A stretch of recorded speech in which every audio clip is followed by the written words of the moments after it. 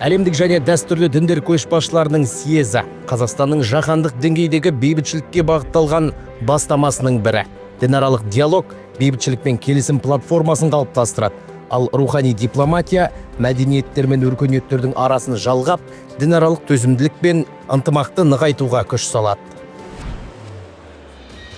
Жалпы жаһандағы ахуал қазіргідей күрделеніп тұрған шақта кез келген мемлекеттің дәл осындай съез шақырып, әртүрлі сенімдегі адамдарда бір алаңда жинауға абырой беделі мен саяси табандылығы жете бермейтіні хақ. Оның үстіне дәл осындай бастаманы көтеріп, оны жүзеге асыру үшін бірлігі берік қоғам құруда, тарихи тәжірибеге ие болуда маңызды. Ал Қазақстан орталық Азия аймағында ғана емес, жалпы әлемдік деңгейде бітімгершілік миссиясын атқара алатынын іспен дәлелдеді. Биыл 17-18 қыркүйек күндері өтетін әлемдік және дәстүрлі діндер көшбасшыларының 8-ші съезінің тақырыбы діндер диалогы, болашақ жолындағы синергия.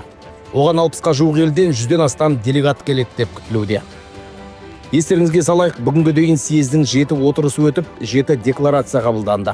Хатшылықтың жұмысын жандандыруға бағытталған 2 құжатқа қол қойылды және 45 келісім жасалды.